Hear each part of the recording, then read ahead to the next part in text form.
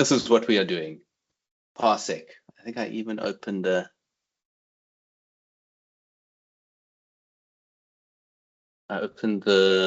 man page. There it is. It's a bit bigger. And then we can make a new file. We can call this parsers something. I'm going to add this. We're going to add a library called Parsec. Oh yeah, I don't know if I've shown you the horror of how you should indent stuff in Haskell, or have you? So you see this list here of things. Okay, this is in a Cabal file, but it doesn't really matter. Like you would normally, in most languages, you would think you should do this, right? Yeah, everyone comfortable with that approach, yes? Well, in most languages, it usually doesn't matter whether you put it on a new line or not. Yeah, no, it doesn't here either. But the common convention with Haskell stuff is you would lead with the comma. That's why I say the horror. Yeah, I know it's horrible. This is gonna drive Miguel insane. Yeah, this is common. I'll show you why. It's kind of cool though. I've gotten used to it and I quite like it, but only in Haskell actually. It doesn't export well to other languages. I'm used to this in SQL. This seems to be the recommended way of doing fields in SQL as well. I can accept it.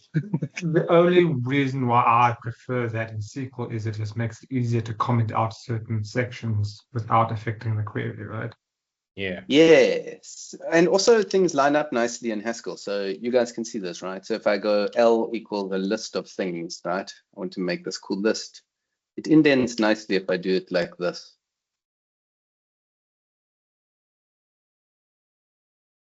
Look how nice that looks. Doesn't that just look beautiful? Dad loves it. I can see he loves it. He's just right going, up until that new line showed up on line 3. Like bright eyes, and other stuff like data thing or whatever. And then you can go. You would normally go equals, A or B or G or something. This also lines up nicely if you start with the equals. Isn't that look cool? There we go. See, lovely. As opposed to something else. So like often with Haskell, you try and like have this, you kind of put the separator on the next line. You don't have to, of course you don't have to, you can do whatever you want, but that's just common. Okay, so, oh yeah, we had a plan. I even made a thing. There it is. We said, hey, wouldn't it be cool? I'll show you how you do a block comment in Haskell like that. I mean, you saw comments are like this, right? Yeah. 2 dashes to remind you of SQL again. And then block comments are like that. Okay, so we're going to build something to parse this. I don't know what this is, but imagine you're like a mud. Shame, Liad probably doesn't know what a mud is. Do you know what a mud is? Ever played a mud? Oh, shame. Did anyone actually play a mud on this group? Miguel played a mud. You never? I've never played Quest. Yeah, it doesn't ring a bell to me. No. Marcin, you never played a mud? If you're referring to something like King's Quest, then maybe.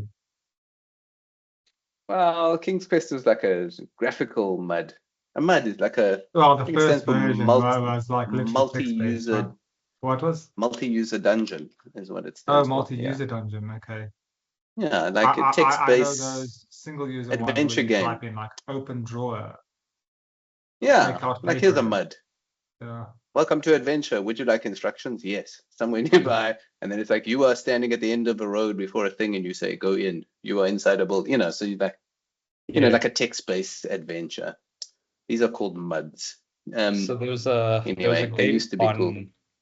game on Mixit called Moonbase that was also text-based. I don't know if it qualifies as a mud though, but that was pretty cool. Any text-based adventure, I think we call it a mud. And they're multi-user because you could have, multiple people connected to it, and then you could like see each other in the world. Like it was like a single instance. It was quite, that's why they because like in the early internet, BBSs and stuff like that had MUD. So the users would dial up, you would phone, use your telephone, dial in, and then you would play a MUD together with all the other users on that BBS. Anyway, okay, then I this might could have be played like, in a Mixit. This I could take be a it back. MUD, right? There's a MUD-like interface, right? Okay, so the first thing we can see here, so I'm just going to like approach this the way I would approach a advent of code type of challenge. Like this is the input, and I want to be able to parse this thing. I don't know what we're going to do with it, but we just focused on like how do we parse in this input. So you can kind of see there's a few things. I mean, see if you can work it out with me. You can see there's like a user or player name maybe, and then you've got moves, and then like a direction, and that's common. So there, okay, so 3 examples of like moving in a direction. And you can see there's a bit more advanced use case of a moving, like you move south, then west. So it's like, okay, you can move in multiple kind of like one after the other steps. And then there's other stuff like sleeps and attacks. Okay, so, but it's like players either move, sleep, or attack. When you move in a direction. When you sleep, you don't do anything, you just sleep. When you attack with a sword. So let's just assume that's the like total scope of this thing. So let's build the data structure for this. And this is just Haskell, right? How would we represent one of these things? So I would say like there seems to be an action. So we're going to create a data structure for like action. And there's how many actions? 3 different types of actions. There's a move action. There's a sleep action. And there's an attack action, right? There's at least 3 different types of actions that I can see. The move action, like what data do we attach to a move action? Like a player and a direction. So we could say a player is a string and a direction is a string if we wanted to. Seems a bit crap, but and so I would say that is crap. So like a player, let's rather create a type for a player. So like create a structure. So we want a player is a player. There's a constructor. So there's a data type called player. You construct it with a constructor called player as well. Yes, they look like they have the same name, but they're different things. This is the type name and this is the constructor name. Same as in .NET, right? Class Bob, and then you create a Bob constructor function.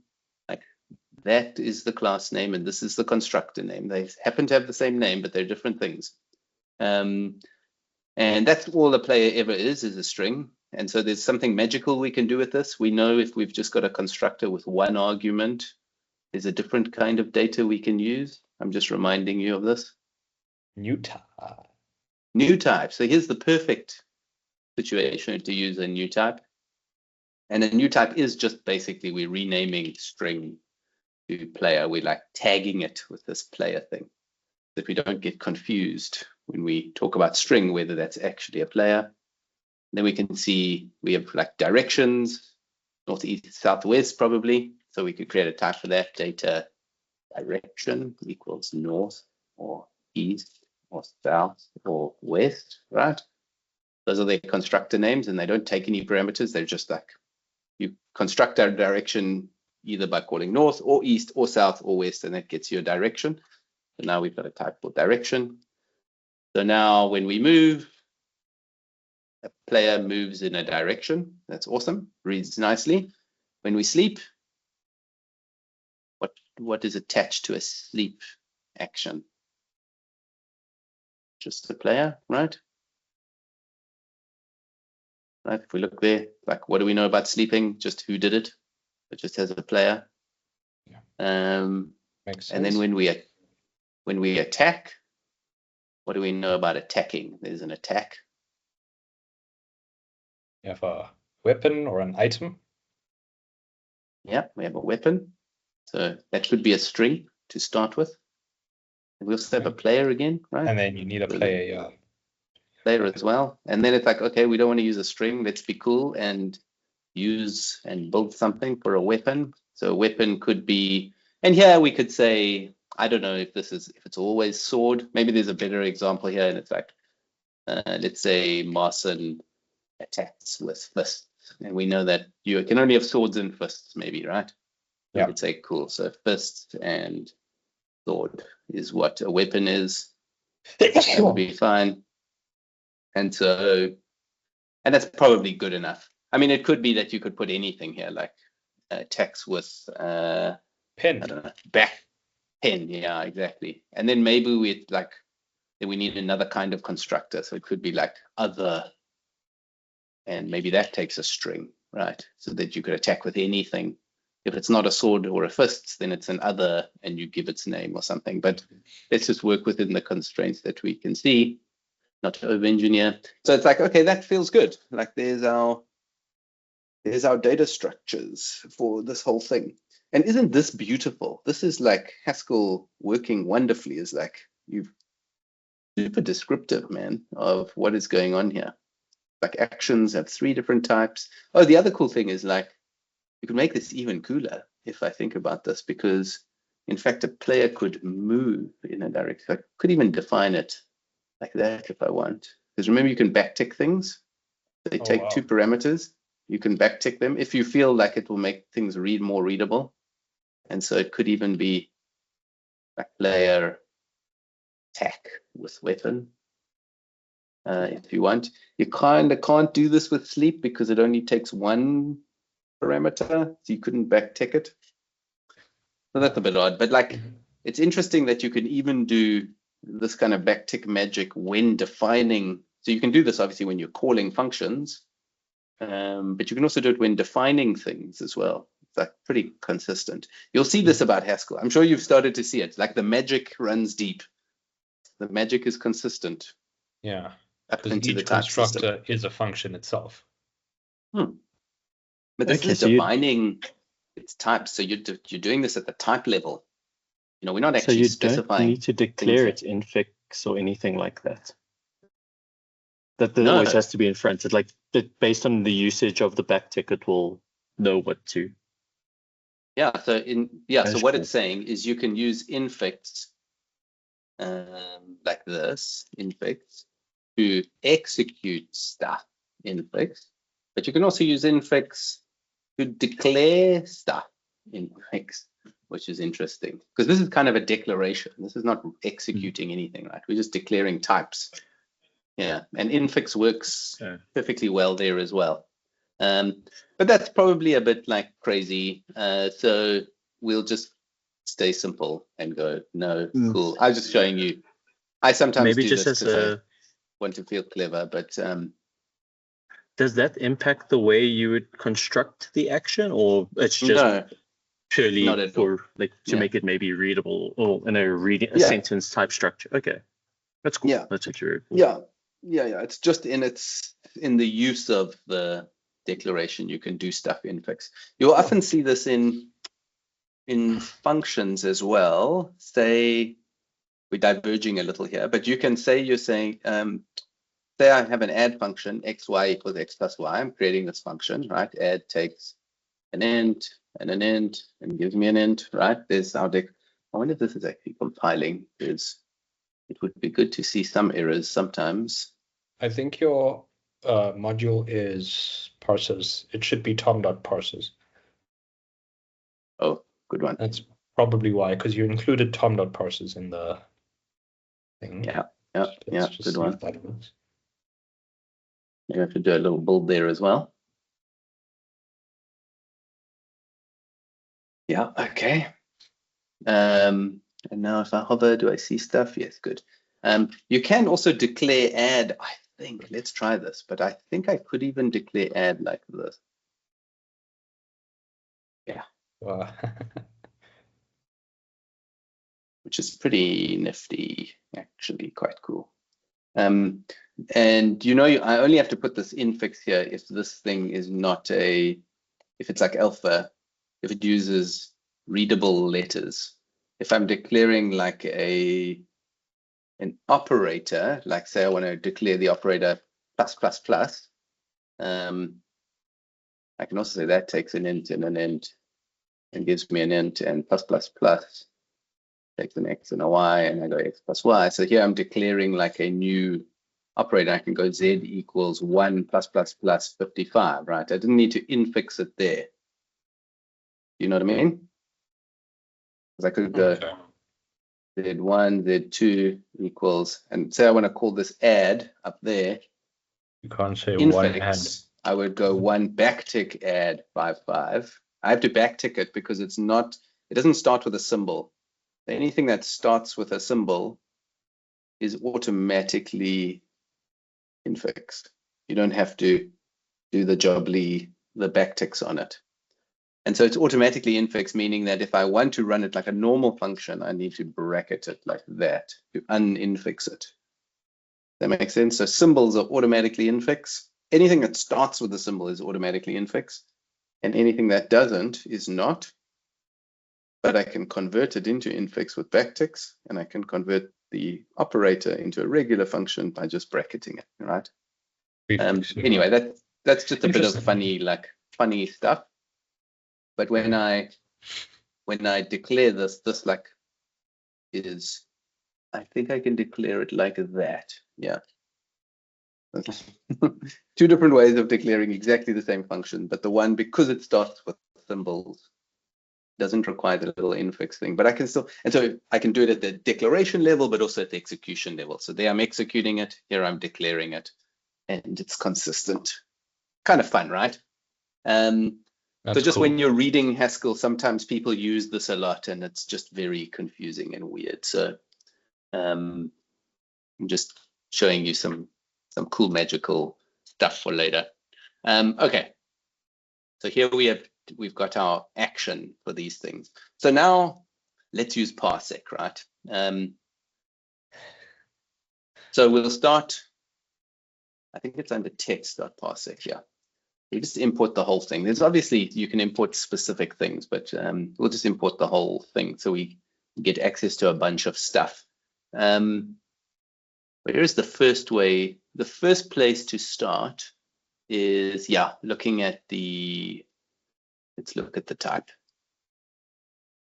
This could be confusing. I must warn you, Parsec is an advanced library. We're looking in advanced stuff here, but I don't want to show you how it works, or I mean, how it's built and how it's implemented, etc. I just want to give you a feeling of using Parsec. So it's like once you get over the bullshit or the complicated hard stuff, it's just how it feels to use, because it's actually really simple once you just lift out of the first little barrier to entry. But the first thing to kind of understand, and this is already like, I can see this is, because there is a partial application happening here. If we look at Parsec T, let's actually put this out, because this might be worth looking at, or maybe not actually. This could be too confusing, but let's just look here. So we'll look at Parsec T. So that's kind of the base type. You can see that Parsec has got 2 type parameters, S and U. Parsec T has got 4 type parameters. But now look back here, we're only declaring 3 of them. So it's like, oh, there's a partial application happening here. We're only specifying 3, meaning that the 4th is going to pop back to Parsec. And that is weird. And I wish that they didn't do that, because that I would have been lost. Anyway, I'll run you through it very quickly. So this magical T thing, we've seen it often. We've seen it earlier. Do you guys remember? We saw it in state T. Do you remember there was the state and then the state T monad? This is quite common. This is called the transformer. So when you see the capital T, it just means that Parsec is very likely a monad. So, I mean, I'm absolutely certain it is. If we look at its instances, we can see a whole bunch of the word monad all over the place, as well as functor, applicative, etc. Semi-group, that's cool. So once you get better at Haskell, you will look at this and you'll go, oh, okay, I know kind of how to use it, because you'll see semi-group and you'll see monad, applicative, functor, and then you'll see, ooh, monad plus as well, and monad IO, that's interesting. Oh, monad state, monad reader, these feel familiar. And so then you'll go, oh, okay, so I kind of know the capabilities of Parsec. Without even knowing what Parsec does, I kind of know how I can use it already, just by looking at this list, because you know functor, right? That means we can probably use fmap on it. We've seen applicative. This means we can use apply. We've seen, we haven't seen alternative, but alternative is this dude. There is another thing which is called alt or alternative. We've seen semi-group. Maybe we haven't seen semi-group, but when I see semi-group, I go, oh, this is cool. This means I can concatenate stuff. Yeah, I can smush. Monoid as well. So wait, is that right? Yeah. So I can smush.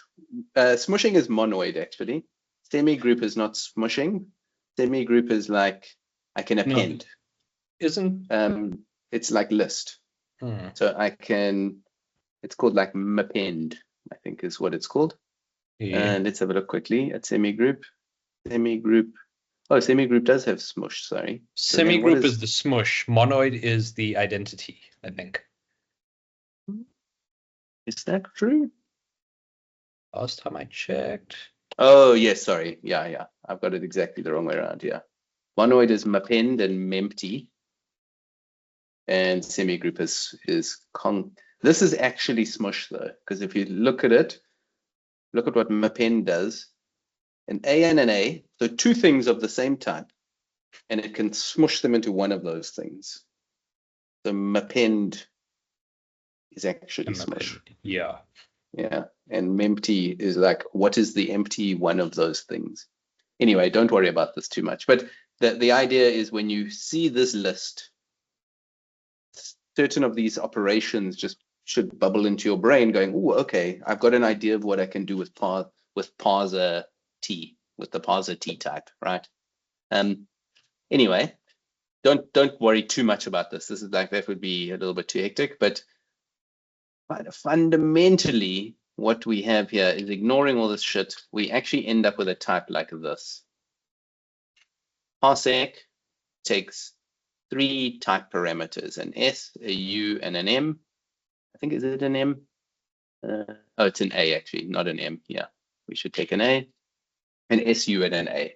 M often means monad, and it does certainly mean monad in that position, but you will see over here, it's using identity as the monad. So i.e. the no monad. The identity monad is the monad that does nothing. So it's basically nothing, meaning that we have an SUA. And why is this important? It kind of just is. You can read here somewhere. Yeah. So here we read it. Is a parser with stream type S. So stream type means like, what is this parser going to eat? Like, what is its input? Probably string, right? Generally, it's going to be strings, but it doesn't have to be. It could be parsing binary. It could be parsing quantum entangled bits. It could parse anything that's a kind of a stream type thing. Anything where there's like one thing after the next, right? A stream. So that's what the stream type of S is. So we probably are going to be parsing strings. So we're going to say parsec of string is going to be our type. Then it has a user state type U. So the U is the user state. This is the advanced parsec as well. So while you're parsing, you can build up a state, and then later on you can query that state. We're just going to say we're not going to use that feature. So what is the I don't want to use that feature type called? I've put it there. Isn't it unit? Unit, yeah. So we like our state is going to be nothing. It's kind of like void, but not. And then the last type is the floating monad type, type A. So our type is going to be, because remember, guys, when we work with monads, the last parameter, the last type parameter is the variable one. That's the one that changes as we compose monads together. And so we never specify it. We kind of, well, we do specify it, but like not at the type level. Yeah, I think like if we had to look at, where did we do state stuff? We did it somewhere. No, monads one. Oh, monad, yeah. Oh yeah, we created this prog state thing, and I think we looked at it. Remember, we had the floating A. There's always like a floating parameter on a monad, and it's because we want that to be able to change. That's the thing that's going to change over time. So when When we had the inker function, we had prog state of int. We were like, oh, this modifies the state and it produces an int. So it sets a to an int. When we decrement it, we set it to a unit. When we increment it by, we set it to a unit. When we run the program, we set it to a string. So that varies over time based on what your program does. Oh, anyway, okay. So that's what that a now. That's the floaty part. Monad always has a floaty variable, which is up to the caller to deal with. Okay. But the first parts of Monad are fixed. Like they don't vary. They must be the same throughout. They don't compose otherwise. Not too important. Okay, I'll just keep that as a little reminder to us for later. The first thing we're going to do is we're just going to parse a person's name. And I'm just going to write this without explaining it too much, but we'll say like player parse or parse player. What do we call it? Parse player. And we're going to say, well, this thing it obviously works in this monadic context. So it's parsec and it's string and unit. Like those are going to be fixed. When we parse a player's name, what do we get?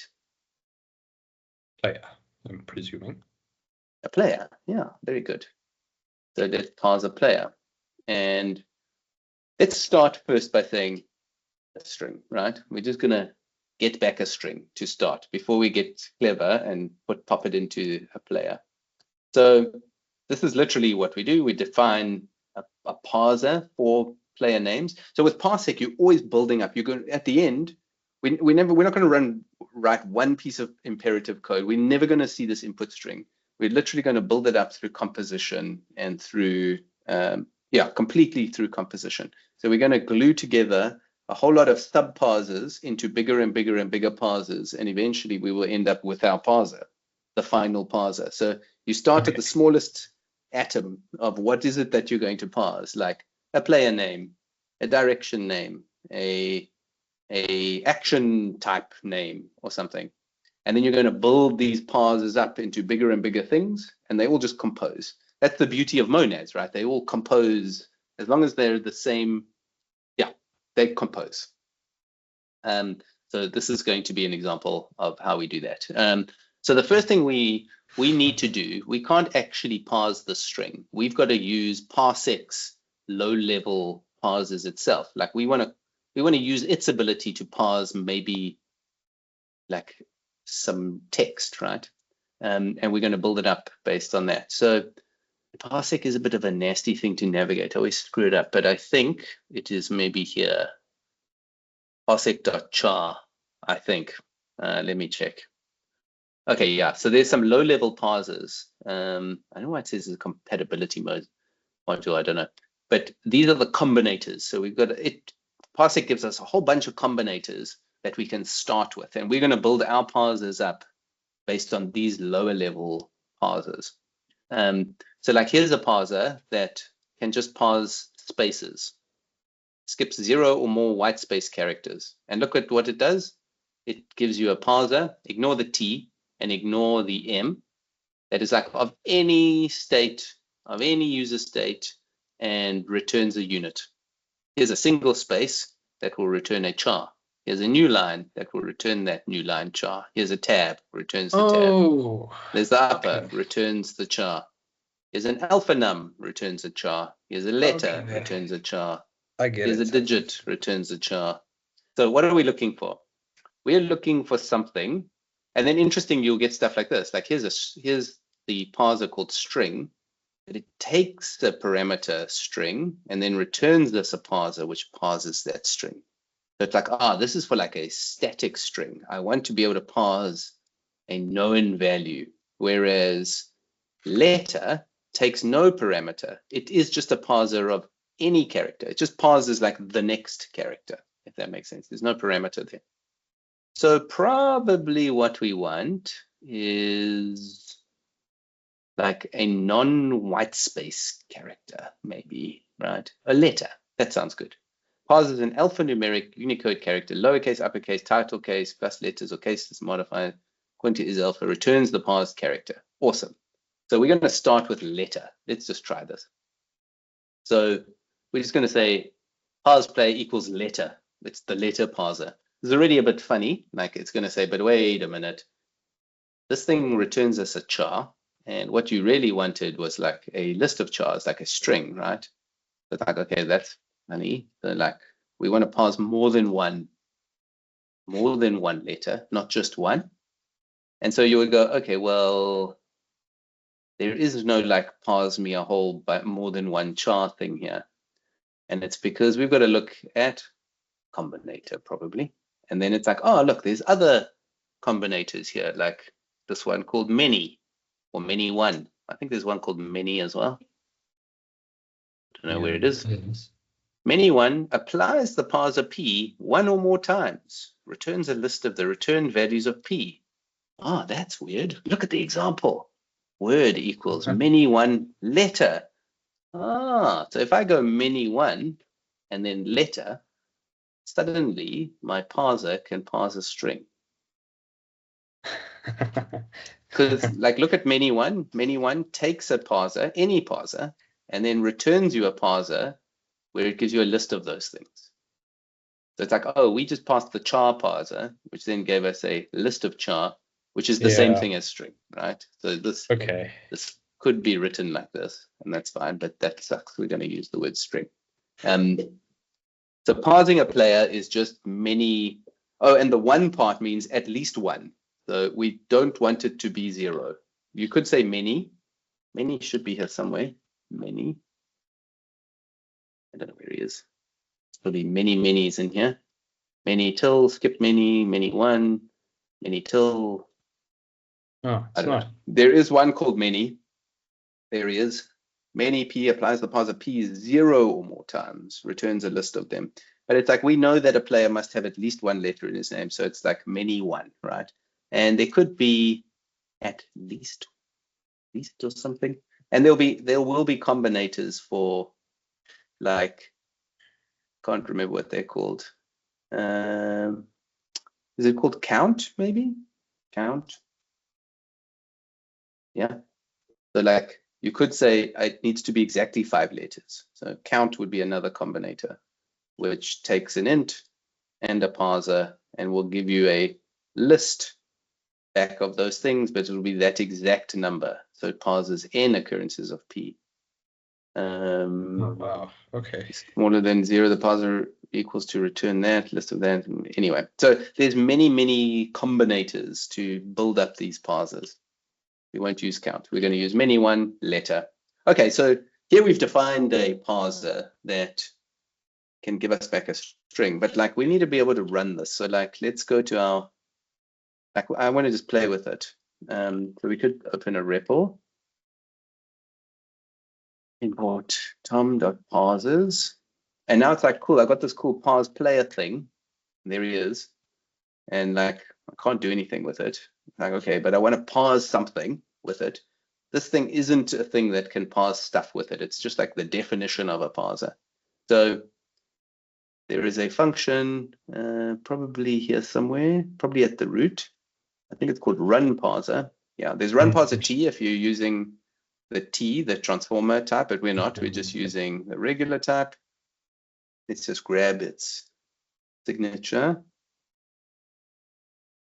Run parser. I'm going to kill the constraints because they're going to be confusing. It takes a parser, and then it's like, oh, it takes some of the parameters that are needed. So the parser, remember, took a U, which is like that user state thing.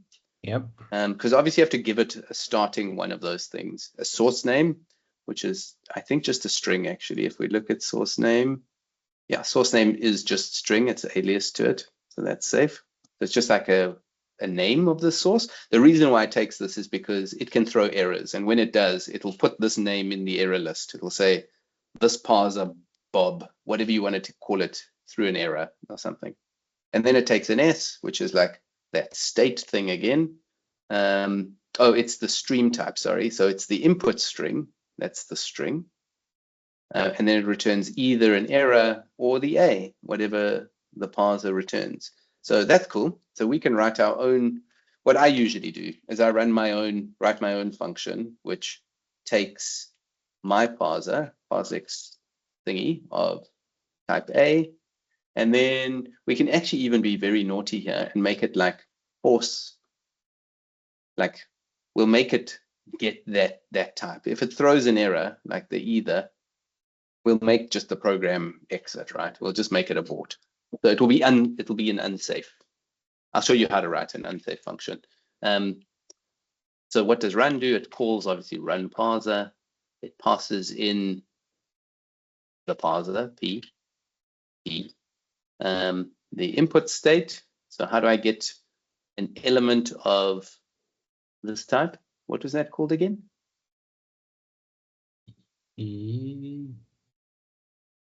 Unit. Unit. Good.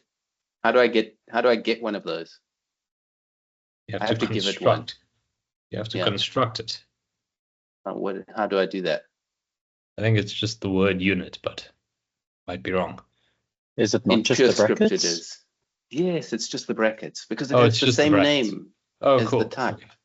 Because remember, unit is data unit equals unit. Isn't that awesome? It has the same name as its type. So I'm just going to reiterate that until that lands, because this is a hard lesson for Haskell beginners. So we give it that unit, which is that U. Then we have to give it that source name. So I just say like put whatever. Then the string that this thing must run. Oh, okay, we never took that as our parameter here. So we should take that as a parameter. So P and the input, maybe we call it input. And this thing gives us back an either parse error or A. We just want the A, right? How do we like force back the A? So we can pattern match it. Paste that thing of, if we get left, then we get the error. That would give us the error. You guys know how either works, right? Tell me if I'm going too fast here, because I probably am. I'm trying to just get into parser land rather than Haskell syntax stuff. So just stop me if I am going too fast. Yeah, I think I'm okay. I don't know if you're okay. Yeah, the rest of the guys. Have we talked about either? I'm good. We have. Either equals. So either takes an A and a B. Either it's left set with A or it's right set with B. That makes sense. There's two constructors. Here we can see either is a parse error, so that would be that part. I'll just put it here. Parse error, or A. So I'll call that A. I'll call that A. So when we get a left, we get a parse error, which is that guy. So what do we do with the parse error? I don't know yet. But if we get a right, that's what we want. Then we just return that thing, which will be that A up there. So whatever we get on the right, return it because it'll be the right type. So what do we do with this thing? And it's like, oh, there's this cool get out of free, like crash the system. It called error. It crashed. It's like, and that's how we can an exception. Yeah, but it actually like exits. So it's not throwing an exception because that would have to be handled. Like Haskell you can't throw an exception in Haskell yeah, you can actually, but this is like a proper error. So it means like, even though this function says that it returns an A, it also may not return at all because the program could exit. So it still is not breaking its contract. It's like, I promise you I'll give you an A. I just might also crash and never return with anything. And so that's still fine, right? And then you unplug the machine. Yeah.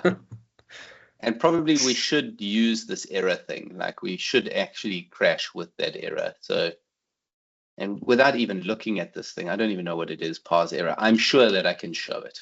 Yeah, there we go. Like I'm fairly sure most errors have got a show instance. Show instance, exactly. So I'm just going to show it. Okay, so there's our cool run method. There's a much nicer way to write this, by the way. Well, is there?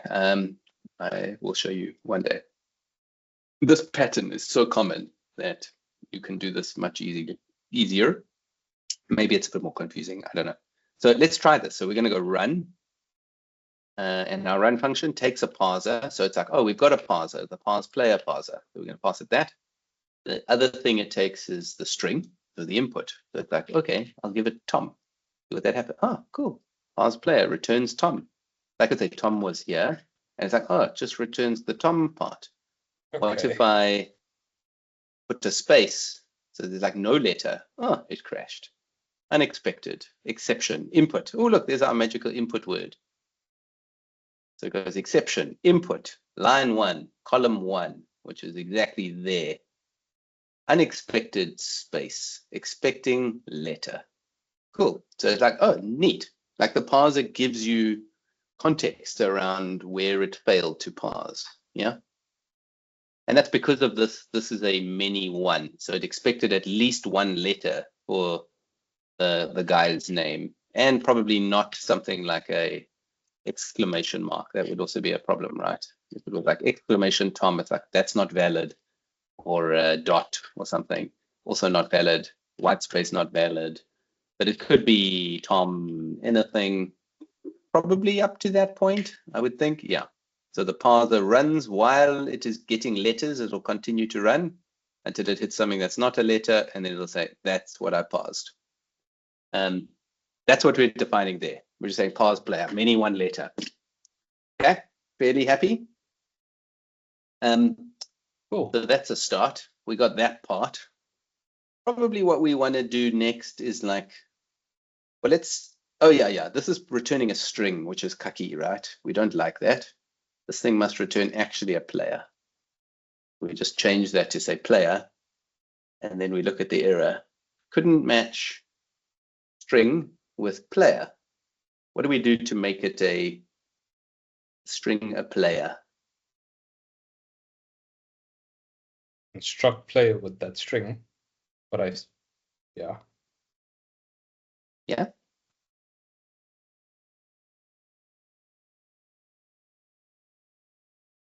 So like, do I go player? Do you pass in the string as a constructor parameter to the player? Like you do, like. So like call player here in front because of the player accepts a string to say to obviously define the name of the player. But this right? thing is a whole parser. There it is. Oh. Yes. So it's like we don't really have the string. We've got a monad, right? We're in a monad context. So how do we run stuff inside the monad? You know this already. So how do we bind? If we had a list, bind, But say we had a list and we wanted to go list +1. Like I want to run +1 against that list. Can I just go L +1? You need to do the apply, isn't it? So would we apply here as well? Close. So I'd want to run the +1 in L. And what is that called? If I want to run stuff inside the L. Functor map. Yes. F map. Yes, I want to F map inside it. Oh, so it's not quite bind, it's F map. Okay. No, bind is like I want to take this thing that's inside the monad and then pull it out and put it back inside. Like I want to compose it. That's bind. Here, actually, what I've got is I've got a parsec of char. So I run something inside it. I could bind out of this. I could use bind, but it's overkill. I just want to run player inside it. So maybe to correct my understanding then of functor map or F map. Yeah. Because of how would it let the right side finish what it's doing and then pass that final result into, because it wouldn't pass every letter into player, right? It would run up until it gets to that stopping point and then pass that result into player. Okay. Yeah, exactly. Yeah, absolutely. Yeah, so many one will run till it kind of results in the string. How it actually runs is a complete mystery to me. I don't know. And I don't think I don't think anyone could tell you how it runs, because this runs lazily. So in fact, this is just the definition. The way it actually runs is whatever the hell you do with A over there will determine how this resolves up here. And it's like, it's too much to even think about. Don't even think about it. But what this is saying is like, grab out that string and then fmap player. So we could write it like this, like, fmap can be written like a lambda, like the name, and then run player against that name. That's fine. But it's like, oh, but this is the same as the function player. Player takes a string and returns a player. This thing takes a string and returns a player. So it's like, okay, it's the same function, right? We don't need to wrap a lambda around it. It's already a lambda. Does that make sense? I mean, I'm giving you, this is like, okay, like comfortable Haskell. But I'm also giving you an idea of like how to use Parsec, right? Because it feels quite good. It's like, okay, it's a player with many one letters. That's how you parse a player. Okay, let's do the next one, which is like the direction. So we're going to parse the direction next. This will get a little bit more hairy. Parse direction is a parsec with a string. Let's start with a string, why not? And it's like, well, what does the string? It's like, oh, it's many one letter as well, isn't it? Like, okay, yeah, but it can't just be a string because that's not going to work for the word dog. It would be many one letter that matches specific criteria, though. Would there need to be like a till or a many till? I think I saw that many one till. Many till one. We actually saw this. Remember this? A cool function called string. String parses a sequence of characters given by s, returns the parsed string. So it's like, oh, it is this string. So it's like you can be very specific. So you can say, I want the string north. So this is a parser that only parses the word north. That's all this does. Let's test it. Reload. We're going to go run parse direction. Let's parse moon first of all. It's like, no, I expected north. Okay, north. Cool. I gave you north. What about north? STF, north. Like, it doesn't matter what it is. North, north. It's like this parser is the parser that parses the word north, nothing else. That's all it does, right? So it will look through the entire string and match north. No. So if you put north first, it has to be. It's like all I will parse is the word north. It has to start with north. Okay, so it has to start. That's why I wanted to ask if it has to can contain, because like your examples with everything at the end all gave you back north. So it has to start with. No, it's basically the equivalent of starts with. Okay, fair enough. Yeah. So parsers are always like this, by the way. They only parse the next thing. So they work through this stream. So they're only interested in like what the next thing is. There's no like, there are functions to look ahead and see things, but typically you build them up by just parsing the next thing. That's how you build up parsers. Always parse the next thing. So when you read this, it's like, and that's what a parser is. So interestingly, we could compose this a little bit, because you could, well, let's just see how we compose it here. It's like, I want to run, let's not do it in the REPL, probably too confusing. Say we wanted to, let's compose these two together. We've got two parsers that works. One parses a player, one parses a direction. Let's put the two together. So let's go parse direction. We want to parse the direction first. Then we want to parse the parse player. How do we do this? Do we bind? I would do this in do notation, parse test or something. This is also a parser, and it's the string, whatever, and something, we don't know yet. Parse test, and I'm going to use do notation because with the monad I can go direction, comes from parse direction, and then player comes from parse player. And then I'm going to go pure hello. So we're going to make this parser just return. It always returns the word hello. But what it does first is it parses the direction and it parses a player. Probably we shouldn't make it return this. Let's make it actually do something useful, like direction. I don't know, something colon. Sorry, I'm like building up a string here, and player.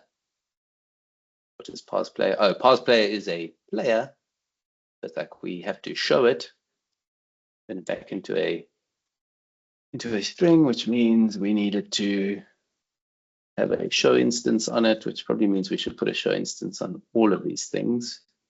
We can convert them all into strings, right? Including an action one day as well. Yeah, there we go.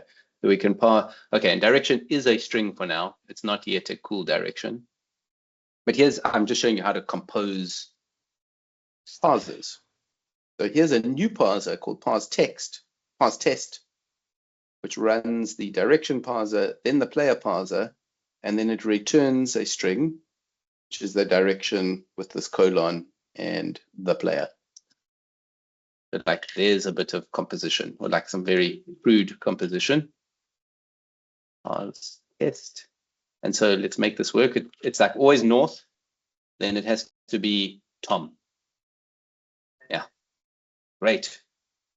Like north Tom. And if I go north space Tom, what do we expect? Because remember, it runs direction, then player. I expect it to not get Tom because of the space, and nothing caters for the space. Yeah, I'm assuming it's going to crash. Yeah. So it says unexpected space on line 1, column 6. So it's like 1, 2, 3, 4, 5, 6. It didn't like the space there because it's expecting a letter, because it was expecting parse player, which is looking for a many one letter. So it's like exactly there is where the error occurs. So yeah, so there's that composition of parsers. So maybe this seems a bit weird, but let's carry on. Because what we're trying to parse actually is Tom moves. Oh yes, we need to make this thing actually not parse directions properly, not strings, not always the string north, but that's a good start. We also want it to be able to parse the string south and some other strings, right? So it's almost like you need like a choice here. It's got to run one of a few different parsers. One of these must succeed. Right? Maybe just before going through, just one more question on string. Yeah. Is it case insensitive? Just so that I know whether this is something you'd have to be like north capital N, and I want to check for north lowercase n, and in case they make a typo and there's I'm hoping it is insensitive. Like based on what we saw in the docs, nothing mentioned it. Why would it be insensitive? It's definitely sensitive. Of course, it's like north is capital N. I expected north, man. It's down to the ASCII. No, okay. You are such a Windows guy. A case insensitive is a very bad pattern. Linux has come around to that side of life. Never. Maybe on the desktop, but definitely not in code. Definitely not. C is not. Linux is written in C. It's not. It's case sensitive. Believe me. Rust is case sensitive. File system is case sensitive. Maybe GTK or GNOME or whatever the X desktop manager like is wishy-washy about case, but like fundamentally it is case sensitive, right? All computers are case guy sensitive. I know who uses a Mac. Yeah. Anyway, trust me, let's not have that until Max fixed that. Like that was I agree. Maybe on the OS side of things, I'd like under the hood, insensitivity is fine, but in real usage, in my opinion, insensitivity is the right way. No, now someone needs to explain the difference between me with north and capital north. You are wrong. You are wrong. They're both north. They're not. They're very different. Okay. Anyway, different conversation. So here, it's like we need some kind of thing of like we need to parse. Like we need some sort of like one of these must work kind of things, right? So let's look for one of those. I reckon it's in here. Let's look at the first one. Choice. That's interesting. Takes a list of parsers and returns a parser. Choice PS tries to apply the parsers in the list PS in order until one of them succeeds. Returns the value of the succeeding parser. Yeah, hallelujah. It's exactly what we need. So we need to run choice, and then we give it a list. So it's like string north, string south, string east, string west, and it's like cool. There's our parser of, and already when I see this pattern, I go, oh, I know what monad alt is about. This is how you format this. So, look there. Okay, but is this still good enough yet? Well, let's play with it. So now we can run the direction guy. So we can go north, cool, gives us north, south, gives us south, good. Moon, crashes, good. What about north, south? Just north. Eastern, just east. Okay, great. So it's like, it parses one of these things. Yeah, happy. So that's a pretty good parser. So it's almost like it fixes. You can only be one of the following things. Like when I'm parsing, it has to be either north, south, east, or west, nothing else, and just that text. That's what that guy does. Right. However, this parser should return a direction, right? It must put it into this cool data structure. It mustn't return it as a string. So let's make it put it into a cool data structure. Yeah, how would we tell? So we'd have to match the result of the choice to say which string it gave us so that we could tell it which constructor to send it back. Yeah, but that's a bit annoying because if you case match on that, you're just basically doing exactly what the parser did. So yeah. Well, no, not really. Well, half of what the parser did, yes. Half, yeah. I'm just trying to think, like, how would we match it to the constructor otherwise? Is there a way? The same way as parse player. Can't you do it the same way with the F map? Yes, very good. But direction doesn't take anything, does it? So would that work? Like player That's a good example. Something, right? Does direction? Yeah. No, but direction that returns a string, right? On the right, many one letter, and this choice will also. It doesn't actually return a string. It returns a parser. Oh yes. Yeah. And then we F map inside that parser. Yeah. To get the thing. So it's like, Is there the other something interesting thing about choice is look at this. So what does choice take? It takes a list of parsers. And remember, look, it's not specific about what A is here. As long as that A is all the same, A is always the same in that type, it will give me back one of them. So here we've got this thing, string is returning a string. Maybe that's not great. Maybe string north should return north rather. So that was going to ask now, is there any way for us to get it to take another parameter, say like when you match this, give me this? Yes. Oh, wait, you can map. What's that called? Yes, it's called fmap. Fmap. Remember fmap? You can just map the constructor to the data. Yeah, so when I get the name of this thing, then like just be north, please. And fmap that to that string, right? Because and I can do this as a parser. Yeah. Itself. Yeah. Okay. And this looks horrible. South, east, west. So it's like it doesn't matter what the text was. I don't care about the text because I know it matched west. Then be west. I know you matched east. Then be east. But like I'm going to fmap inside you to do this. And then you can go, well, so this is weird. Like, I don't know, it doesn't look great, right? And I could throw that thing away by putting an underscore there and not giving it a name. Or I could use a magical thing called const, which is a function which does that for me for free. So there's a function called const. Look at it. Takes an A and a B and always gives me the A. It basically throws away the B. It just always throws it away. So const of X is the lambda, which takes whatever and always gives me X, right? But like I could use const if I wanted to be like neat, but it still is sucky. But like, well, maybe there's a better fmap actually. Isn't there some other? I don't know where it's defined. Let's have a look. There is a cool. There's other kinds of things. Like there's one like this with this star arrow thing. What is the type? Oh, he comes from applicative. Yeah. So look at what applicative does. An f of A, an f of B. It just gives me the f of B. It's like it throws away the f of A. Like, oh, that's pretty cool. So it's like I could just go And there's the opposite version of it, which with the arrow goes this way around. Exactly the opposite. F of A, F of B, throw away the B and just give me the A. So it's basically const, but not, it kind of does the F map for me. It's an F mapped const. So I could go north like this, string north. Why can't I do that? Pretty sure I can.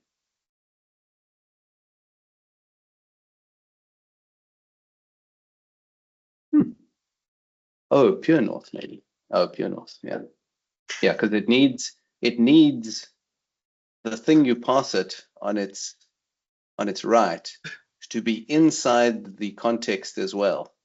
It needs it to be an F of B. It can't just be north. It needs to be a parser of north. So how do I put stuff into a parser? I'll just call pure, right? Pure lift anything into the context of A. We saw pure before, right? The magic wrapper. Yeah.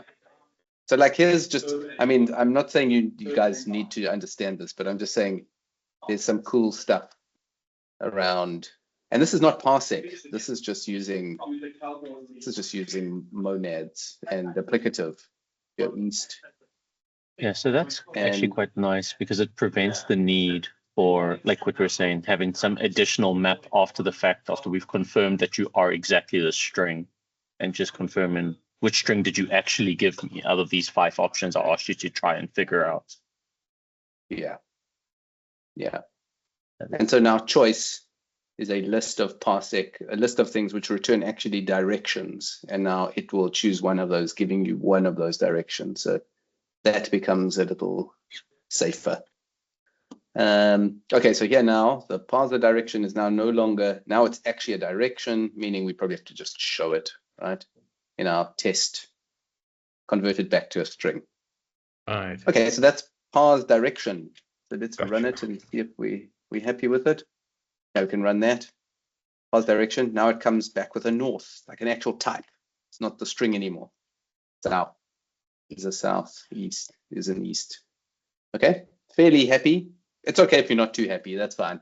But like that's how that's advanced. This is advanced stuff.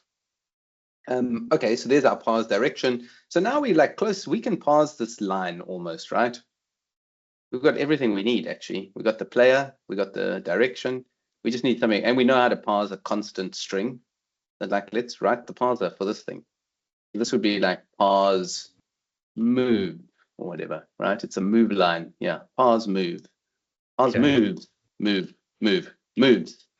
Sometimes there can be more than one, look, later. So we're going to call it parse moves. And this is a parsec of string taking a unit. It's going to return something. We don't know what it is yet. Oh, we do know what it is. It's going to be an action, right? It's going to be that. It will. Question. Yeah. I know PureScript has that underscore question marky thing that it will still compile. Does Haskell have anything similar to that? It's called a hole, a typed hole. A typed hole, yes. Yeah. So we can go parse moves equals, what is it? Underscore question mark. Yeah, I don't know. There is holes in like that. Let's Google it. Haskell type hole. Yeah, of course it has it. How do you declare them? Is it just underscore? It seems like the one example shows 3 dots. Oh. No, it's definitely underscore. So look, it puts a compile error there, of course. And then it says, I found a hole. And you can name it. This is Bavesh. This hole is called Bavesh. And it says, found a hole, Bavesh. And it's like, or perhaps Bavesh, okay. And then it tells you what the bindings are that it could find. So it's like, there are things that exist out there that could fit that type, like parse moves, parse 0, the other ones like choices, try, return. It tries to help you go like, well, maybe I could fill this in for you. Interesting. Okay. You can, yeah. Sorry, deviation, but yes. No, all good. So we already know how to parse this. It's like get the player, parse the player, We're going to use do notation. Then we have to parse like this funny word in the middle. Let's just put that up here. Do we not need to parse the space first? Yeah, we can just parse that as a string, right? Stuff, which is like the string space moves space, right? And then the direction, parse direction. And then it's like, we've got to return an action though. And the action is a move, right? Move takes a player and a direction. It's like, oh, we got those. So it's a pure move, player, direction. Great. This thing is unused, so we'll just call it underscore. Perfect. Parse moves. Let's try it. Run parse move. Tom moves east. There, move. Player Tom, east. Liad moves west. Player Liad west. Move. Great. Isn't that cool? So there's moves done. Should we do a sleep quickly? Anyone want to guess how we parse a sleep? Parse sleeps. Sleep. Is it sleep or sleeps? Sleeps. Parse sleeps. Parsec string. What type is it? Action. Also action. Parse sleeps equal to do. Need the player first. So yeah, just the player and then parse the string. Player. String sleeps like that. Yeah. Yeah. Sleep player. Great. I'm not even going to test it. Why Isn't that cool? return an action when you could just return a specific action? Does that make sense? What do you mean? So like sleep for here, doesn't you know technically exist. That's the function to create an action, right? You are creating an action. You're not creating a sleep, if that makes sense. Yeah, there's no such thing as a sleep. The sleep is one of the ways you can make an action. Yeah, sleep is a constructor of the action type. Okay. The parser returns the type. Like you're saying, why doesn't that just return sleep there? It's a very good question, by the way, because Haskell does actually support this, interestingly, but it's very advanced. Yeah, it's very advanced. Yeah. Stop breaking the rules, Tom.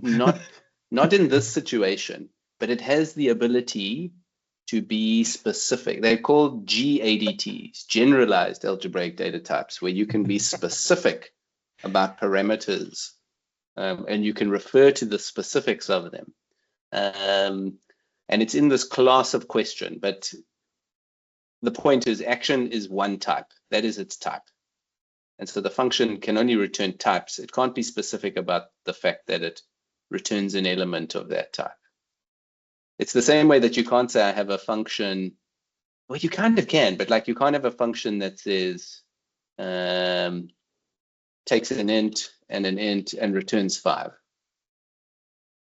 Because it's like, oh, 5 is an element of int. It must be a function that returns int, right? Can't say like f x and y equals 5. It's like, well, 5 is an element, not a type. You know what I mean? But look, you can see element. Perhaps you intended to use data kinds. Like, maybe you can.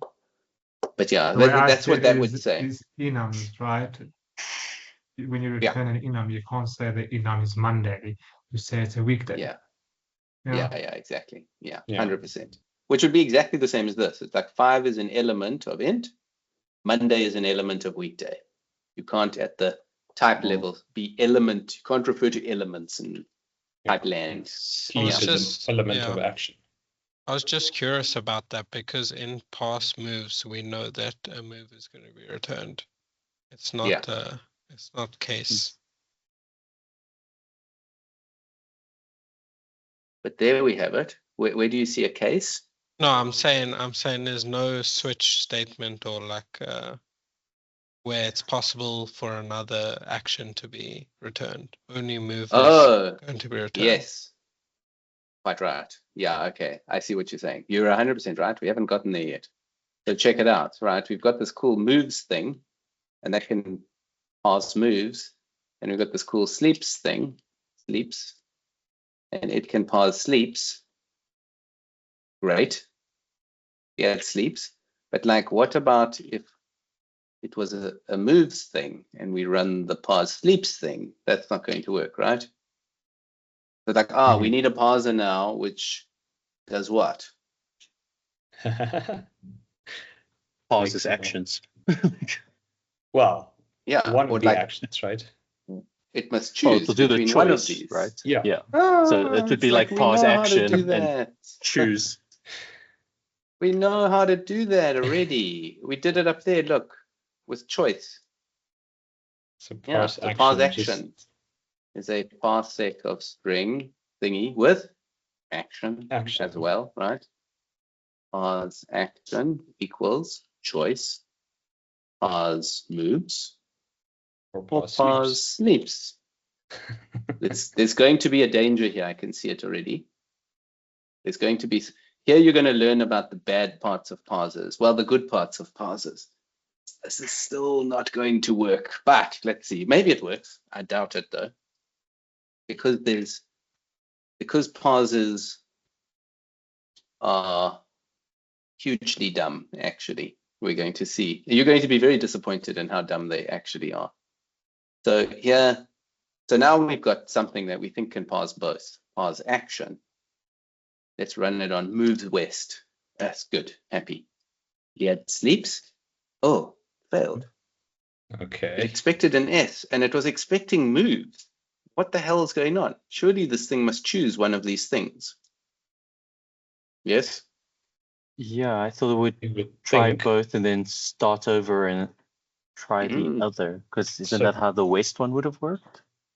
Well, like yeah, that's what you would expect. But that's not the default behavior. The default behavior is like, let's take this little string.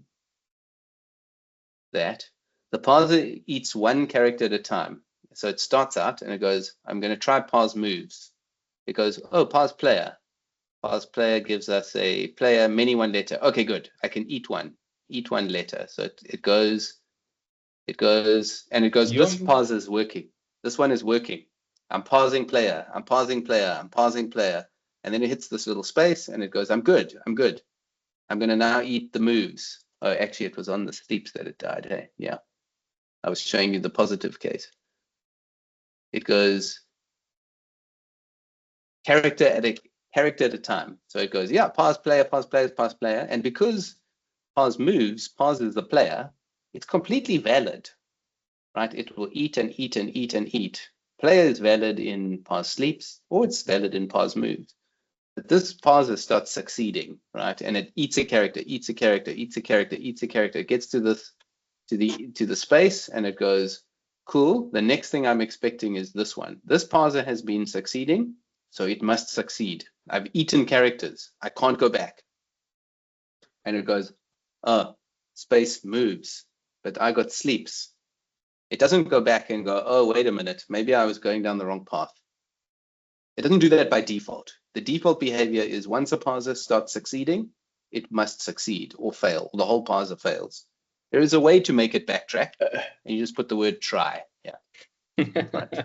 Which says, remember where you were, keep trying this thing, and if you fail, don't worry, pop back, don't unconsume all the words you ate, and just go to the next pathway. So we have the same problem in north, south, east, west if we had to cater for northeast, for example, because it would go, oh, north is completely successful. Yes. And that's why I said you're going to be very disappointed in how crap this is. If there was some other thing which started with west, like work, and we had a pure work or something, this W would start succeeding on the west parser. And if the next character was O, it would be like, oh, this parser's failed.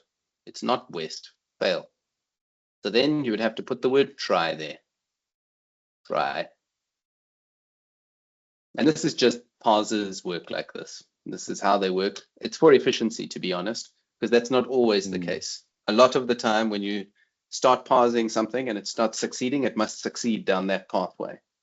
It's called backtracking. So what try does is it just allows you to backtrack. It will be somewhere, probably in combinator. I'm sure there's a try. I was there. Parsec maybe. Somewhere in these docs there will be the try combinator.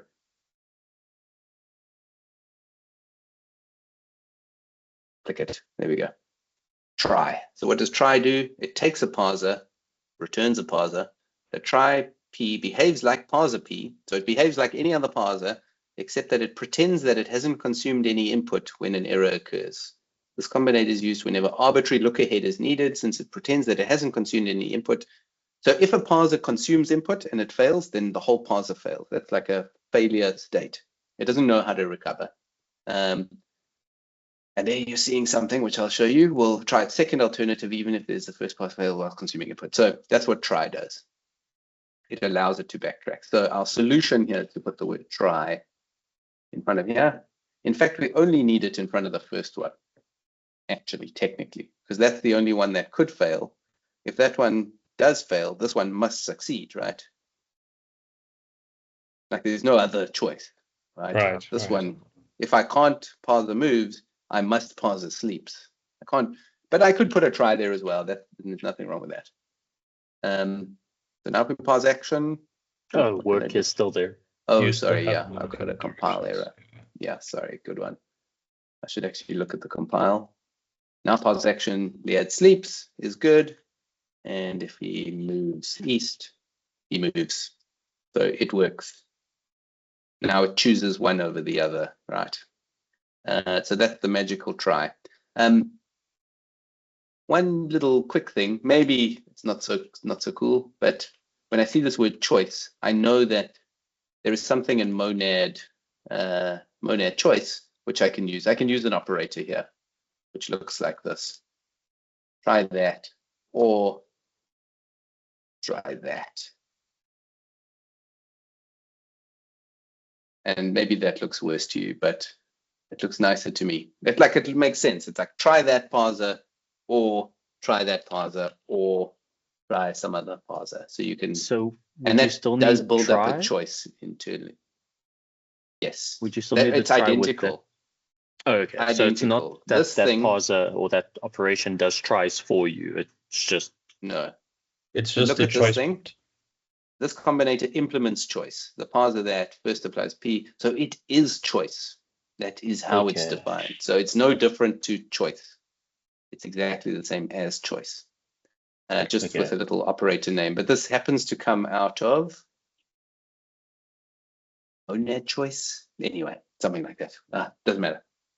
So there's our parse action. So do we have everything now? Oh, we can do our moves and we can do our sleeps. Now we have an attacks. It's like, actually, do we even bother? But let's bother.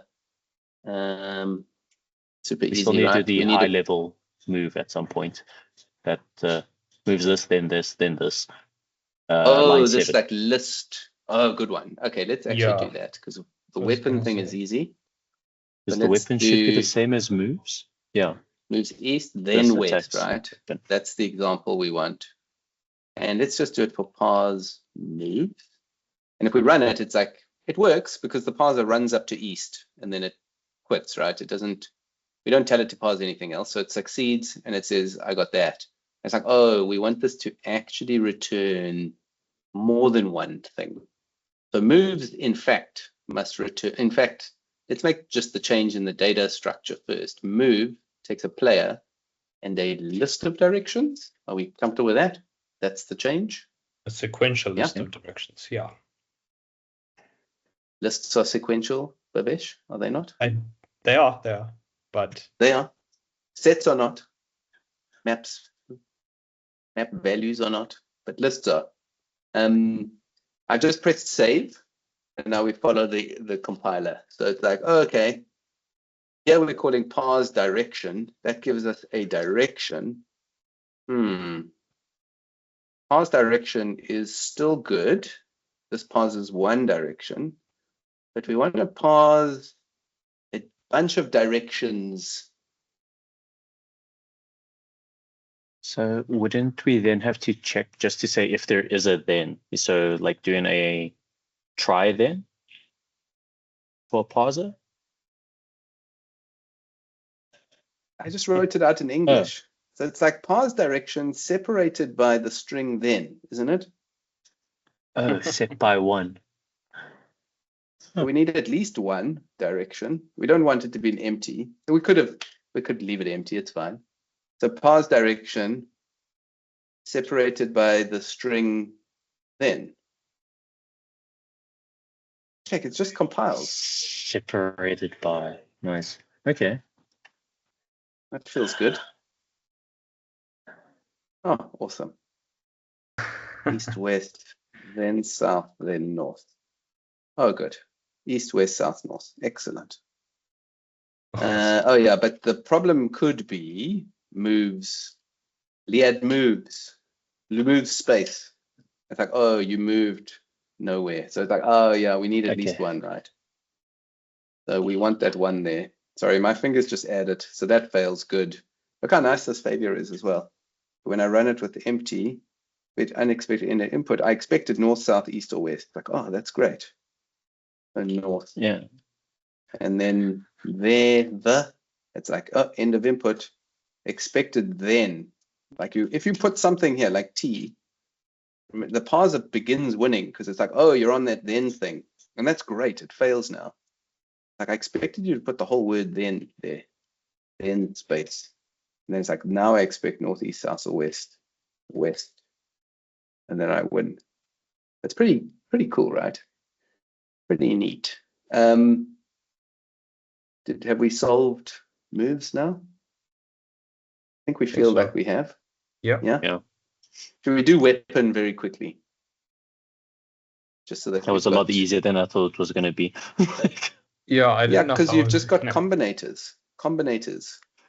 Set by. It'll be here, there.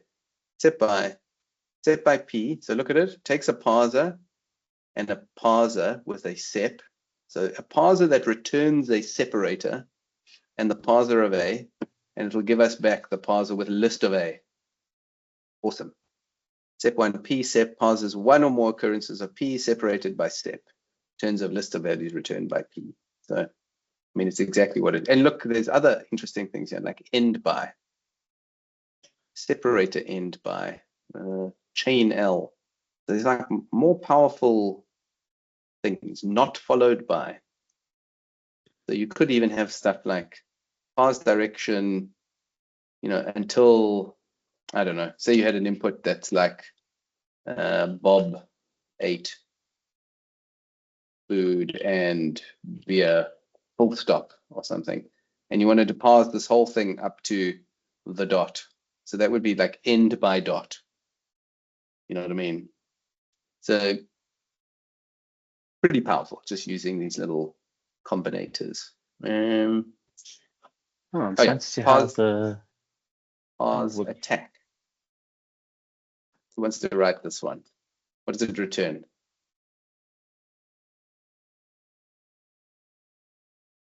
Action. Like this. Yeah, action. Quite boring. Parse attack equals do. Let's get an example. Devesh attacks with sword. What do we do? Pass the player again. Player. Parse player. Do the string of attacks with. String. And then we need a parse weapon. Space. And then weapon. Parse weapon. And then we're going to do a pure attack with player and weapon. Great. And now we just need to build the parse weapon. Weapon, parse explain. With a, I think we had a type, right? Weapon. Parse weapon. Oh, this is actually just a choice, isn't it? It's a choice, yeah. Fists or swords. It's like, I'm just going to copy this guy.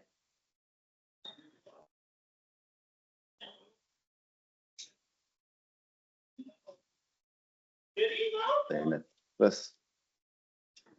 sword, parse weapon, all just works. And now we've got to add him to our list of options. Try parse weapon, parse attack. Oh, attack. Try parse attack. It's like, do we even need to test it? Probably not. Comfortable that works, right? I mean, you're getting used to Haskell now. You know it just works. Hardly ever have to run it, right? We can if you feel uncomfortable, but let's go. I think Tom puts too much faith in our logic bugs. With, what is it? With first. Parse. What was it? Parse action. Sorry. Parse action. Like, obviously it works. Parses with firsts. Like moves north. You can test that still works good. Sleeps. Like it all works. Okay. Because the compiles it works. So now our very last thing is like, we probably want to put it all together. List of actions. And make it run the whole thing. I'll just show you how I usually do this. It's like, I don't even bother, to be honest. I'm going to make a little string to put all this stuff in a string because I'm not going to go through the pain of reading this off of a file or something. This is how you do a multi-line string in Haskell. It's really shit. Like that, you press save and it formats it. So the backslash means like escape. It means it will retain the end of a line. That's weird. That's horrible. There are better ways. This is like the, without adding language extensions, the most basic multi-line string. There are many others. There's something called quasi-strings and quasi-quotes. And there are many ways to do using template Haskell to create multi-line strings. And if you really care, you can use those. And they are neater, but this is like the lowest level crappy way of doing it. What I would literally do here is we want to run with input. And do we even need to define? Oh yeah, I can define a parser actually, like parse all something, which is a parsec string unit list of action. And but it's like parse all is just as simple as going equals many one parse action, isn't it? Just many parse actions, at least one. Seems right. Yeah, except it's something with forgetting this part. Oh, it needs new lines, right? It's not one string. Well, we'll see, but like, let's run it. I'm pretty sure this is not going to work. So we go, run parse all, and we'll just say input. I do expect it to fail. Oh, it's not failing. Oh, it's happy. Oh, is it? What? Move Tom north, move player Tom east, move Marson west, move player Bavesh, sleep player Marson, attack player Bavesh, sword. Okay. Why is that actually? I do expect, oh, maybe because of the try here. No, can't be. Actually, what is input here? Oh, that's why. Input doesn't have the new line. Oh, that's why. Yeah, okay. Oh. How do I add the new? Oh, sorry, I've got to go new line backslash. Oh, terrible. Yeah, this does suck. Okay, right. Now it should fail. Input now has new lines. So if I print input, is it put string line? Yeah, it prints it with the new lines. Also input. It only parses the first one, right? Because that's where it succeeds. Gets up to there and it goes, okay, I'm winning and I've won. And now this is funny. So it's like there was only one, it thinks, because it didn't understand the new line. So it's very simple. We just add we just say we'll parse the action and a new line, but like throw it away. I'm trying to, this is kind of how we can do it, because we can say parse the action and then parse a new line, but throw it away, which would just retain the action. Remember this thing? this funny thing. Remember, it throws the one side away, it throws that side away. Still runs it, but it throws it away. I actually didn't think it would have run it based on the fact that it threw it away from how we were mentioning it. It definitely runs it because it's in the content. It's an F of B. So new line is a parser, which just parses a single character, which is a new line character, and will only succeed on if it's a new line character. I mean, we could have done it like, could have gone many one, two, line, parse, what is it? Action, sorry, action. And then it's like grab the new line and then pure that action. Is it? Anyone do? Oh, sorry, my formatting's funny. It's my issue. Oh, do. Yeah, sorry. That needs to be like that. It needs to be also funky, but I could do this. Sometimes there isn't a new line though, like this last one. So let's see if that works. Parse all input, unexpected end of input, expecting new line. So it kind of expected that. I could use the word optional if I want, because optional is another combinator which takes a parser. Optional tries to apply it.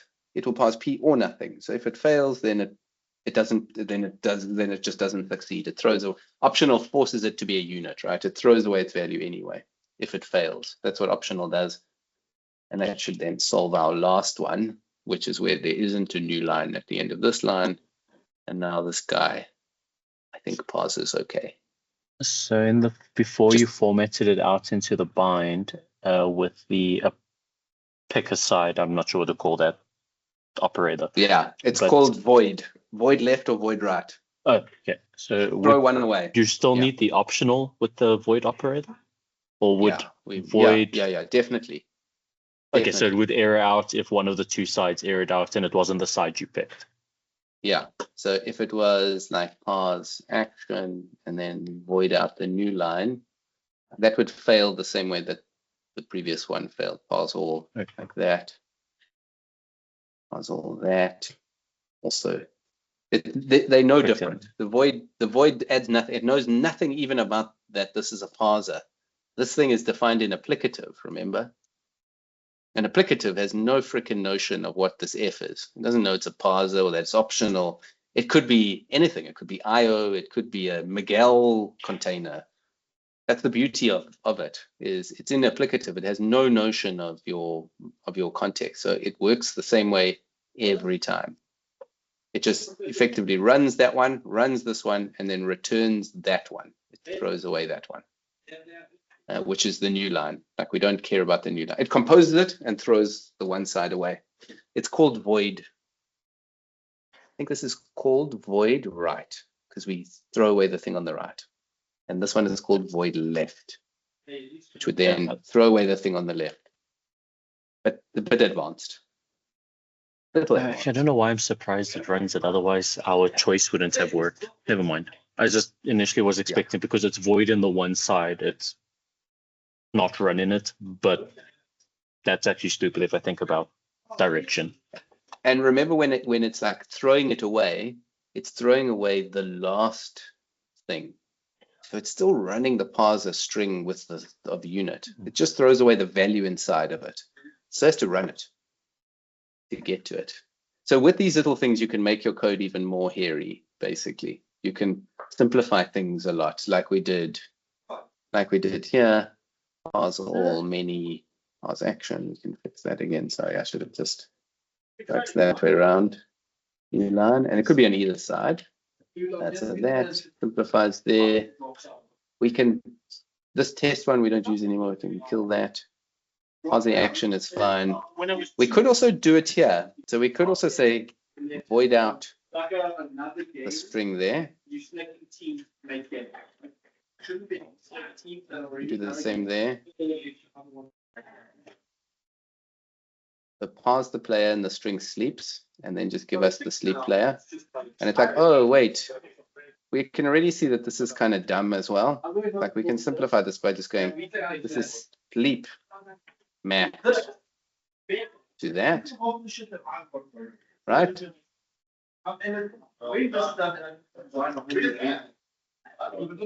I'm just like refactoring based on patterns now. It's like I'm just seeing patterns and going, oh yeah, I didn't need this whole thing. I get stuck on that whole Like, on that last step. So how do you know it's map and not apply or something else when you replace? I'm like in a context here. Okay. I'm gonna mute you, Miguel. You're noisy. Yeah. Because I'm in a context, because I'm in this do. The do is now working inside this thing. It like strips that part off. So now it's like I can feel it. I can work directly with those things. If I, and that's fine. I mean, you can be happy with do notation. That's completely fine. It's just you can just. If I just look at this, it's like, oh, it grabs out the player, and effectively then it throws the sleep thing away, and then it pops it inside a sleep thing. I don't need to use do notation here. It's like, just parse the player, void the string sleeps, and then like, even this pure here is a huge clue that I'm doing something unnecessary. And then it's just like map the sleep into that thing. They're the same. Maybe I didn't understand Bhavesh's question, but maybe I got a different. Why wouldn't you use the apply, like the star one instead? So the two arrows and star instead of fmap. Oh yeah, because remember how they look. It is a good question. It is a good question. So fmap looks like that. Put it like this. And apply is almost the same, except there's something a little different where it goes f of a there. And can you put dollars as well, like just dollar? Because my initial just dollar. thought, just dollar. Because my initial thought was when refactoring. Well, you tell me how the difference between dollar and fmap. It's just no f. No, there's no f there, right? Right. Yeah. Yeah. And because parse player gives us back, does it give us a player or does it give us an f of player? F of player. Okay, so that's why map just won't work, like, or normal. You mean normal. Apply, like regular function? No. Yeah, regular function. So that's why that because sleep would need to take a f of sleep. Right. You know what I mean? With you. And it could, but it doesn't. And so it's like we have to run it inside its context. Yeah. This is a little bit of eyeballs. I've got to get used to it a little bit. Like you get a little bit of a feel. Yeah. You almost find, I mean, if you're working in Parsec, for example, because like here we're in Parsec mode. Everything we've done here, like every single thing we've done is a Parsec. Check it out. Like we haven't written a pure function, actually. No. Every single function is a Parsec. Like every single one, right? We've worked inside the domain of Parsec. We've literally written something using Parsec, not Haskell, Parsec, right? And obviously Haskell, but not really. We haven't written a pure function. And when you're working and so this is, you would say, I'm working within the Parsec monadic context. I'm writing this thing within this monadic context. You can almost start to forget about this part and just say, well, I'm working with action here.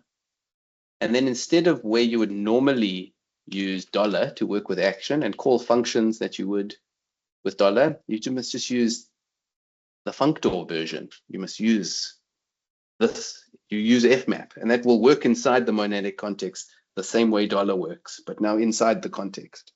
Okay. You can switch them out.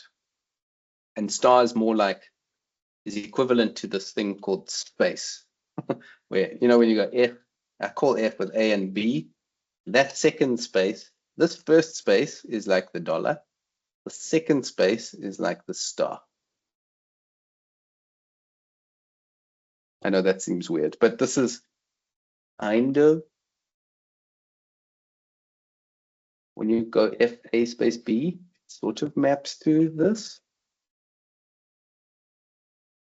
In my mind, I put it like that. Maybe that's too confusing. I don't know. Anyway, there's a simplification of sleep, which I think reads quite well. Like if you look at it, parse sleeps, there's the old one. I'll call that one prime. Parse sleeps is like it's a sleep where I parse the player and the word sleeps. Seems good. Yeah. Do we rewrite parse moves using apply, using star? We Does can. we know how to do this now? I think Leod has a question. Yes, go for it. Yeah, I just wanted I'm still trying to get my head around fmap, but would it be possible to do try fmap choice, and I would apply the try to? Where are we looking? You know where you got choice, pass weapon? Oh, there, yeah. Would you be able to do try fmap choice? And would that apply the try to all those passes inside the choice? Like we wanted to put try, like we did it. So if we want to try here and here, almost like this, I think this is a bracketing error. And we wanted to apply try outside. Is that what you're saying? Yeah. I think you could. So keep in mind, try takes the parser itself and returns a parser. So it doesn't work with the little a thing inside. So you're not going to fmap it. So when I fmap, I'm going into the a. I'm looking inside the value that the parser holds. I'm not working with the parser itself. You know what I mean? Okay. So kind of.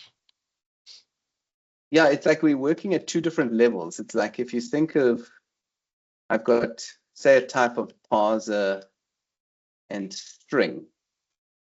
This is assume that my types, I have two types. I have a parser type and then I have a string type. The parser parses out a string. There's two different things I might want to be able to do. It's like, I want to be able to run two parsers, one after the next, right? Might be one of my requirements.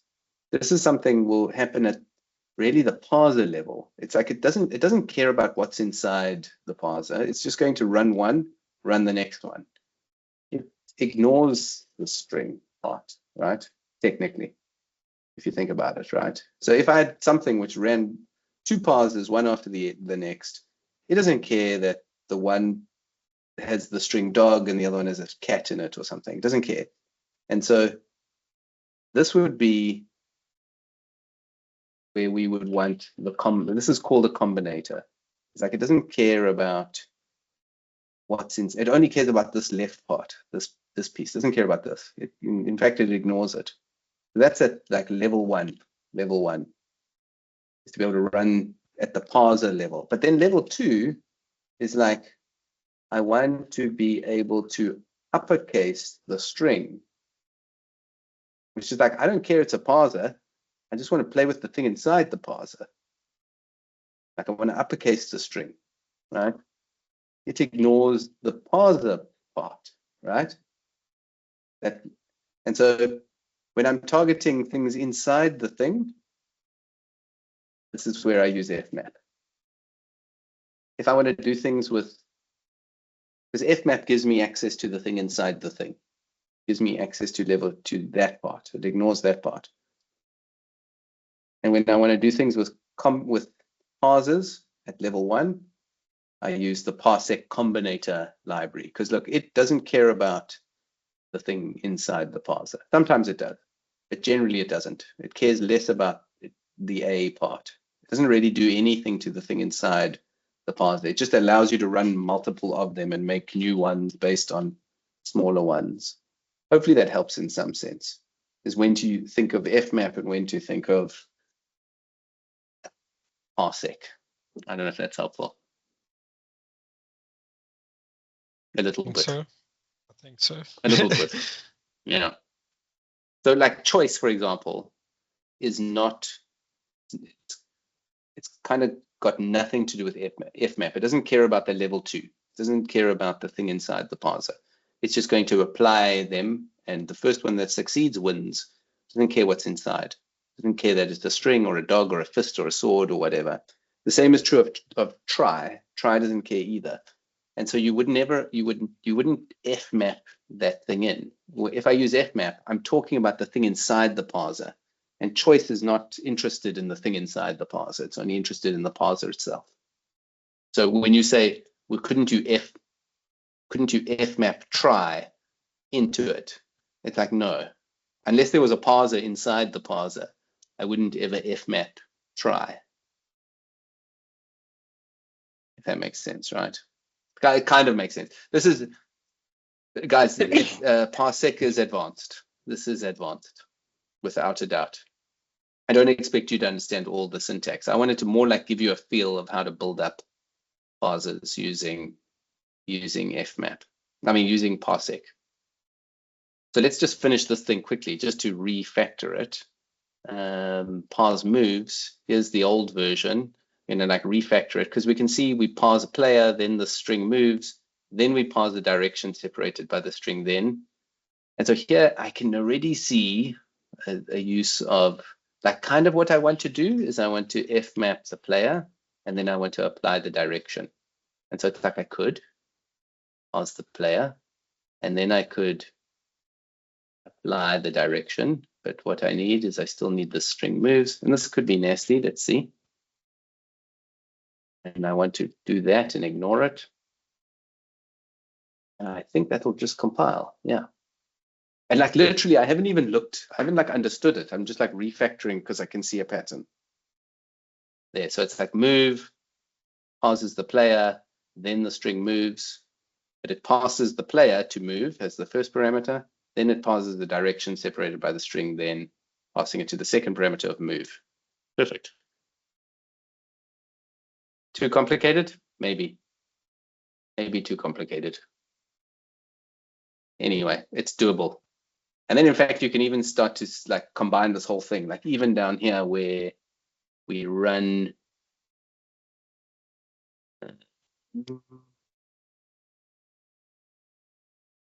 parse attack.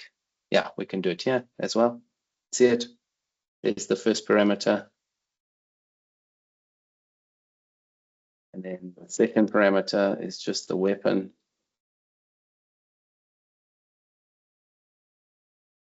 That's cool.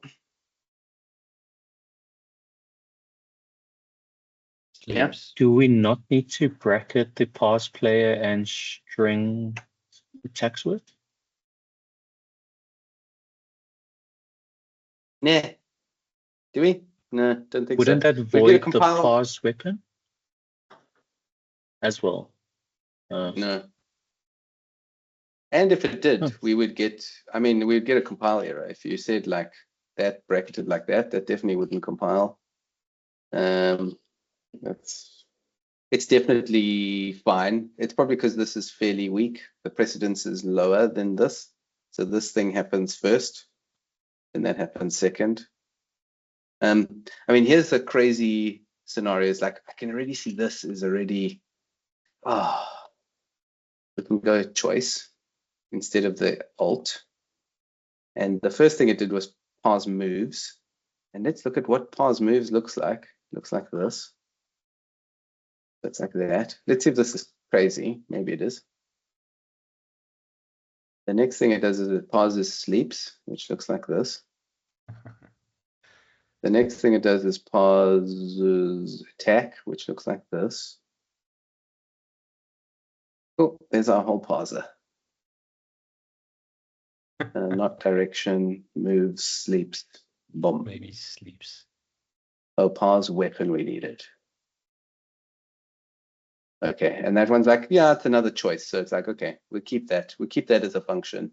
But now we can start to get rid of other bits. So we need weapons. We don't need sleeps anymore. We don't need sleeps, moves. We don't need parse weapon, parse direction, parse player. Perfect. And that's our parser. So parse action is like, oh, it's a choice of either it's a move, a sleep, or an attack. When it's a move, it's a player name with the word moves, and then a direction separated by that. And maybe you want to say like, maybe you like, that looks a bit nasty, and you might say where directions equals that, and then you say parse directions, and then it's like, then a sleep is a parse player with string sleeps, attacks with parse weapon. Great. I think that reads pretty well. Right? And there's like our... Would you not need try there? Because the player name could... Yes. Do we need try? Yeah, we do need try. Because the player name, yeah. Yeah. We need actually try. We need it here. Is that right? Yeah, before you containerize it with the... Yeah, we need a try there. Yes, quite right. Yeah. We can test it though and just see if that works. Yeah, we can.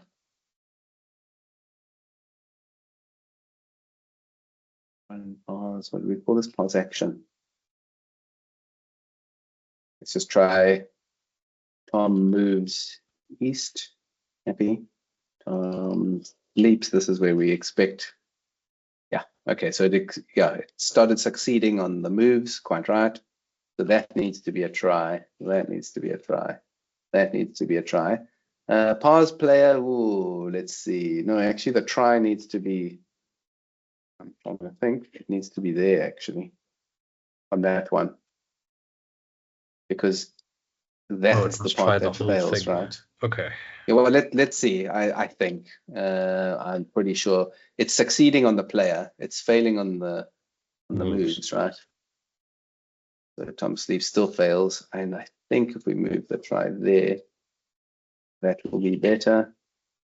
Yeah. So now he can sleep, and then what is it? Attacks with this or something. What is it? Attacks with sword. I think it's because you don't have a. Wouldn't you have to do a parenthesis as well with sleeps? Try sleeps, so it ignores string, because as soon as it'll fail, expecting an S. Oh, yes. No, 100%. Yeah, exactly the same problem. Yeah, quite right. Very good. And you can see how it cascades, right? It cascades down. Yeah, good. Attack was first sleep. Moves east, then west, east-west. Yeah. There you go. Yeah. What?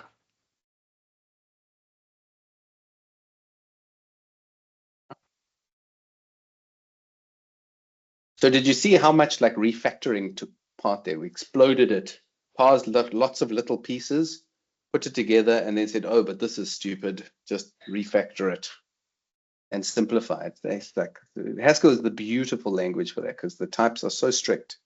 When you refactor, it's very refactor safe, which is lovely. Yeah, the other like last thing is we could, remember I said to you, there's maybe a nicer way of this pattern, this like case funny thing. I really don't love this. Is we can, there's just a function called, it's just called maybe, no, either, sorry, type of either. And either goes like this. So given an either, because we know we're getting an either here, run this part gives us an either. Is it? It gives us that either. Either is that whole left is error, right is success, correct? Yeah. But there is a function with lowercase e. Yeah, there's a lowercase function either. Oh, interesting. Which the third parameter is the type. So we just take that. That's the third, kind of the last parameter. So we'll copy him. And I'll put him after, because we know it's the last parameter, I'll put him after $1.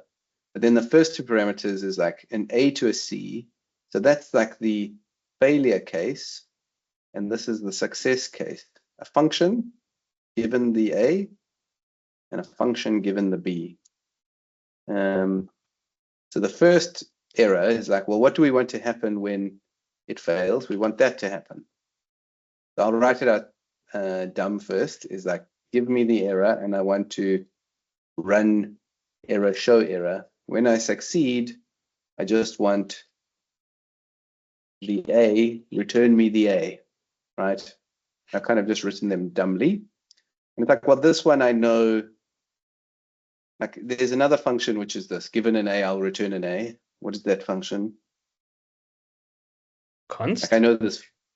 Is that the const function? Not quite const, not quite const, because const takes an A and a B and gives me the A. Oh, right, What is okay. There's a function called ID, which give me an A and I'll give you an A, like the identity function. I give you Tom, and then it's like, oh, I'll return Tom. It's like very simple. So it's just like, well, that's just the identity ID. And then this one is like, I can do this nicer because I can point free this, right? We know that the final parameter goes all the way to the right. So we know that this is just show after error. Sorry, it's error after show. I always get this wrong way around. It's the same as that function. This function, and this is some good Haskell for you to, this is appropriate for you to understand, is the same as the function. Oh, yes, it is. Error show after show, right? So it runs error, it runs show first, and then it runs error. So this is the same as like if we had to put brackets around this, it would be error show, you know, if this was Python or something, it looks like that. And that's what dot does effectively. Yeah. So there's an okay-ish pattern. Error dot show. Yeah. And so that is a nicer version of that. Like either when it fails, show the error. If it succeeds, just give me the value that it succeeded with, that's ID. Because it could be something else. It doesn't have to be F. It could be a list of those things or whatever.